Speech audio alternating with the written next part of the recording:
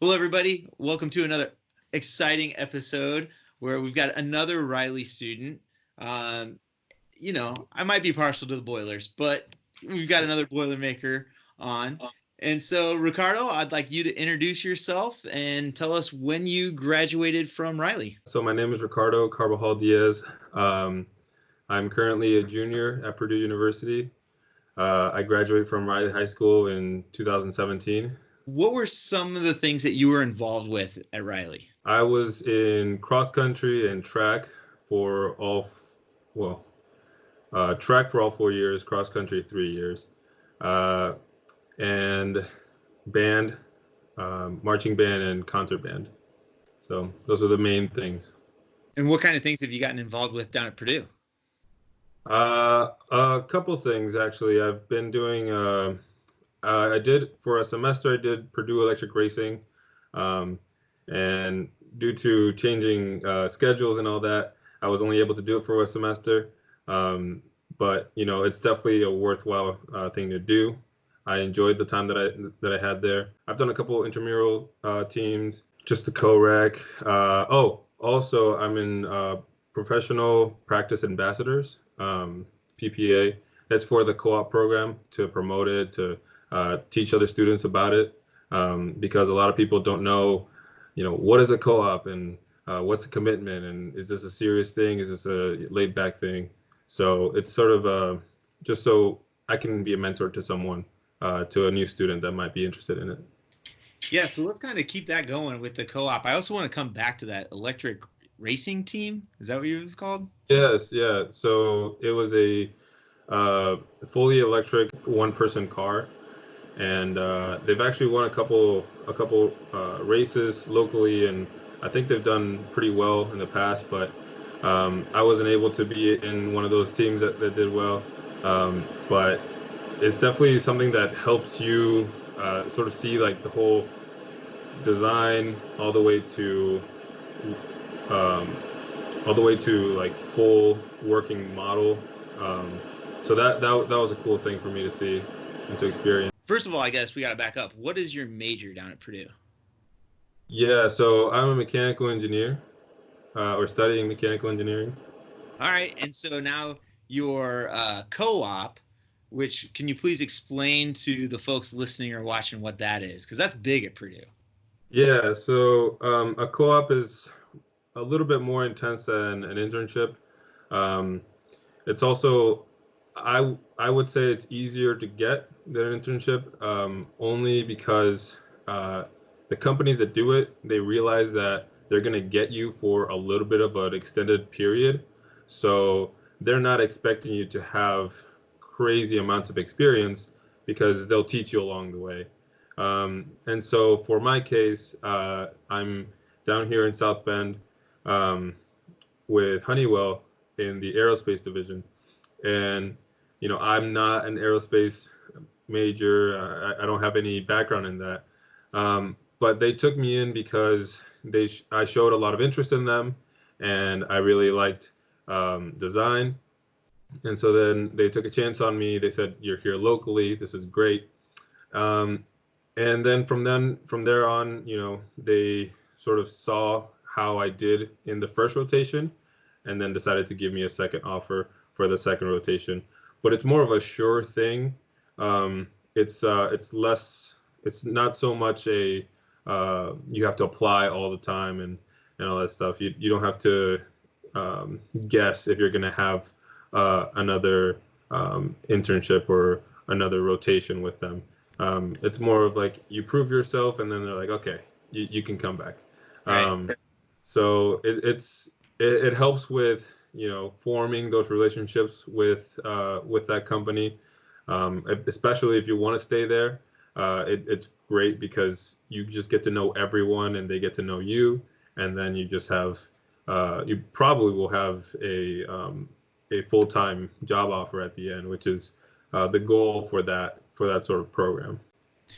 Yeah, I know a lot of students do this. They either work in the summer or go to school in the summer, kind of every other semester kind of thing. And then, like you said, they pretty much have a job lined up after they graduate, which is a great way to both go to school, but also like you're learning as you're on the job, which is exciting for everybody. And so you mentioned aerospace at Honeywell. Side note about Riley High School, we're going to offer aerospace engineering starting fall. So sorry it wasn't there for you, but that's all it'll right. be there for your brothers. So yeah. I know currently Angel's there, and he's in the engineering program. So I'll definitely tell him to watch out for that one.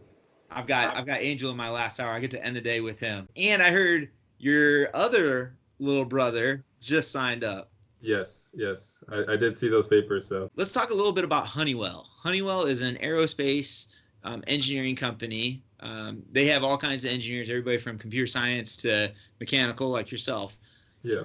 And they do a lot of brakes and wheels for all kinds of airplanes. Can you kind of tell us where you're at and what you're doing? Yeah. So since I've had my first rotation, I'll talk about a little bit about that more. My first rotation, I was this thing called the lab.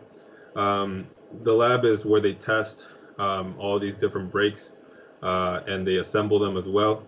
So I was assembling them for the most part, and I got to know every single little part of the brake. So I could tell if you pull up a picture or if you actually have a brake of a 737 or something like that, I can show you what each individual part is and what they all have the purpose for.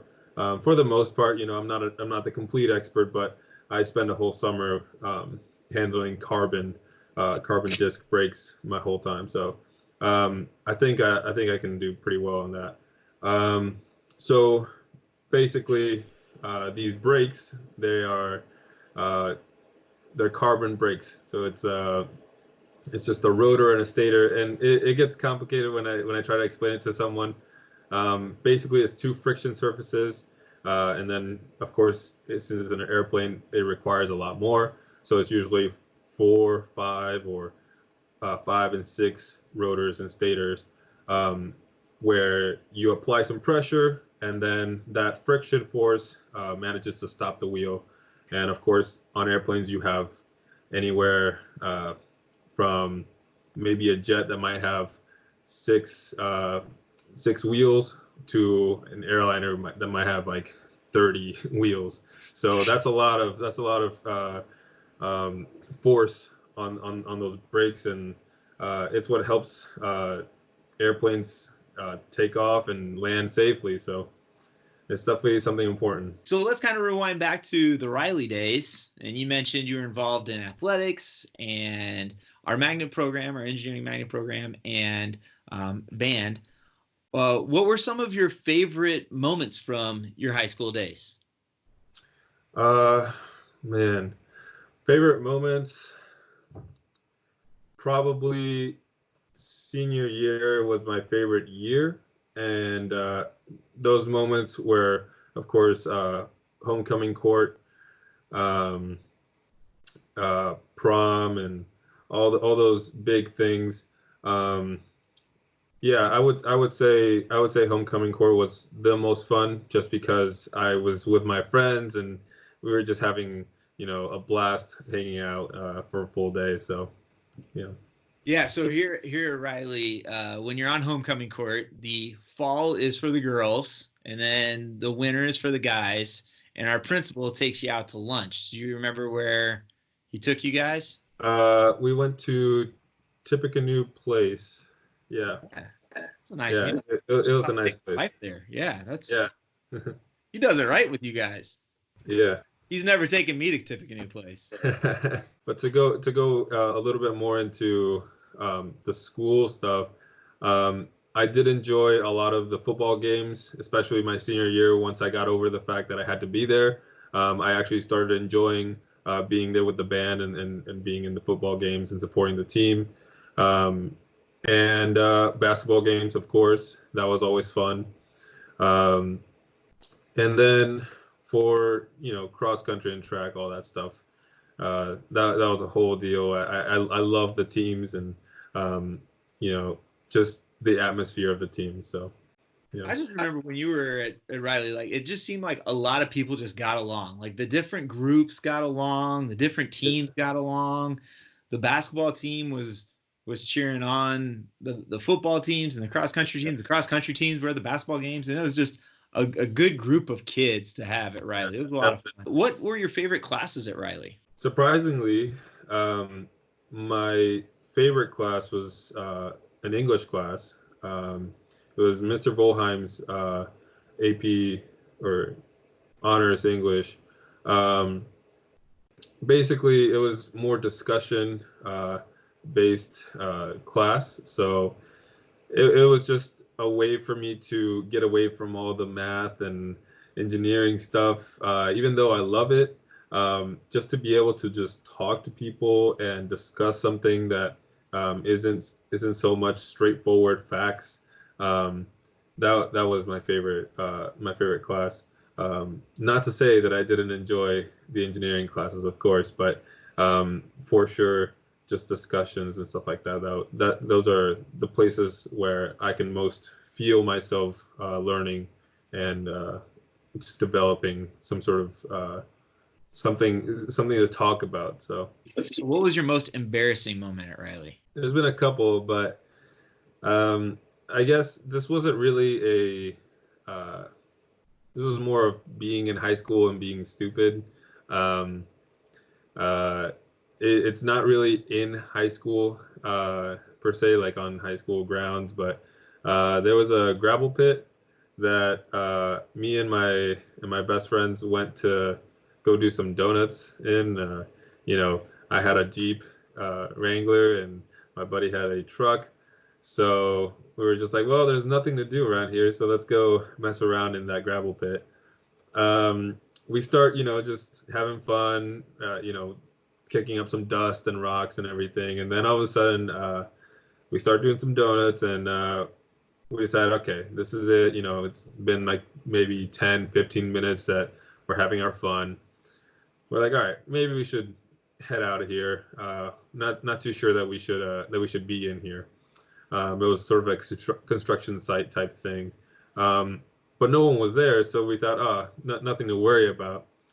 As we're headed out, 3 cop cars stop in the entrance at like literally as we're heading out. So at that point, there was no running, there was no doing anything. It was just sit back and enjoy the ride for that. So that was an embarrassing moment. I had a couple passengers with me, and our parents had to come and pick us all up. So that was definitely the most embarrassing high school moment. I didn't have a lot of I didn't put a lot of thought into that. Who inspired you to get into engineering? That would be my dad. He's actually a mechanical engineer, and I mean that's just the person that I followed this whole time. He's the person that I look up to, and every time that I keep thinking, how am I going to do this? I just know that he's right there, with me, so I can ask him anything, and he always seems to have an answer for it. So I think that he's the one that's inspired me the most. Yeah, he's great, and I'll never forget going to his office at CP Industries and him giving us a tour, and and they at the time they were working on some Tesla windshields and showing us how the machines worked and things like that. That was great. If you could go back in time to 14-year-old Ricardo about to walk into Riley High School for the first time, what would be some advice you'd give him? Yeah, so I would say just don't sweat the small stuff. Don't take yourself too seriously, and just have more fun with your friends, and don't be embarrassed to be different. I know sometimes, I would take things too seriously, and I would think that things would affect me later on. And honestly, I should have had more fun. Of course, after my junior and senior year, I was having a lot of fun, and those were some of my favorite years. But I feel like freshman year and sophomore year, I definitely could have had a little bit more of a laid back approach. Not too laid back, of course, but definitely had had some opportunities that I should have taken to have some fun with friends and have those relationships. But overall, I wouldn't change anything. Just don't take yourself too seriously. After you graduate, where do you want to go? What do you want to do? Well, that is a good question. I am currently in the co-op program with Honeywell, so that is definitely a possibility. I could definitely most likely get some sort of an offer for full-time and stay here for a while. There's also a possibility that I could get an internship somewhere else or a full-time position somewhere else, and I'll definitely be applying to other places. So that's something that I'll have to decide as I get older a little bit. I have about a year and a half or so left to start making those decisions. So, but for now, I think I'm just gonna write it out. Other than that, like where I want to work, the Midwest is fine. I don't really have a preference really, so I've moved from Mexico to here, so I can do anywhere else, I think. So that'll be up for discussion. I'll have some sort of decision making pretty soon, but hopefully make the right decision. I think any decision that I make with any company and any opportunity that I have won't be a bad one, especially with what the experiences that I've had at Purdue so far. So I've been wanting to travel to go to Europe for a little bit. So that's been something that has been in the back of my mind this whole time. My dad has gone traveling everywhere, so I decided that this year I wanted to go to Europe. So I booked a flight last year to go to Spain. I'm going to take a flight from Barcelona to Paris, and then I'm going to take a bus from Paris to Amsterdam in the Netherlands, and then after that I'll be flying back home, all in a week for spring break. So that'll be a fun experience. And then after that, in May, I'll be going back to Spain in Madrid to do a study abroad. It sounds like you are just as busy at Purdue as you were when you were in high school, if not more. Yeah. So you mentioned you're in this ambassador group. Would you, obviously, I'm sure you would, but would you suggest people really look into this co-op opportunities, and what kind of majors is it for? This is mainly for engineering, I would say. Mostly all engineering schools have the co-op program. I can't say for sure on all the other majors, but for sure engineering has a co-op program. Yes, it's a very good program. It's something that it can give you the experiences that a lot of kids can't get at other places. And Purdue is just so well connected, and you just have the opportunities that you don't have anywhere else. Especially, companies just love to come to Purdue and get engineers from Purdue. They know what we're about. So definitely a good program. I would suggest it to anyone who's interested in getting some experience, even if you feel like no company's going to take you. Just trust me, go to the fairs, apply yourself, present yourself, have some interest in the companies, and you'll get a chance. So yeah, I definitely recommend the co-op program. All right. And kind of as we wrap up, are you still modeling? Yes. Yeah. Are you? Yeah, I'm actually in the design group at Honeywell this rotation. So I'm using NX, Siemens NX. Oh, that. Yeah, 3D modeling. No, I was talking about modeling, like when you did for the... I just wanted to bust your chops now. Just to go back to that, senior year of high school, I did a little bit of modeling for Louis' Tuck Shop. It was a sweepstakes thing. They took pictures of us in a bunch of suits, and if you won, you got a free suit or something like that. So So that's all the reason for that. But no, I'm not modeling anymore. Thank you for asking, though. I guess I'm flattered. Well, I had to bust Sam's chops with a video of him Yeah. singing last week. So Oh, I love that video. when I started telling other teachers who was on the list coming up, they're like, "Oh, you've got to ask Ricardo if he's still male modeling and doing Zoolander." Yeah, I mean, I have a couple friends that still bust my chops about that, but I feel like it was just fun for me. Yeah. Well, and then like at the very beginning of this year, I think I saw you riding your bike, and I sent you a message because the Exponent got a picture of you riding your bike, and I was like, "Oh, still modeling?" You're like, "I didn't even know they took the picture." Yeah. Okay. Yeah. So that also happens to be a funny thing. So they just randomly took a picture of me, and I don't know. I just can't stay away from the spotlight or something. I don't. But they took a picture of me, and I had no idea. And then I kept getting all these messages from people from high school and friends and stuff like that. They're like, "Wow, you're in the front page now." I'm like, I didn't know. I'm sorry. Just in wrapping up, what's your definition of success? It's not, monetary. A lot of people think that you go into STEM because you want to have that good paying job or anything like that. It's part of it, but I really just want to feel like I did something with the knowledge that I have, and just working with people, with helping people have better technologies and stuff like that.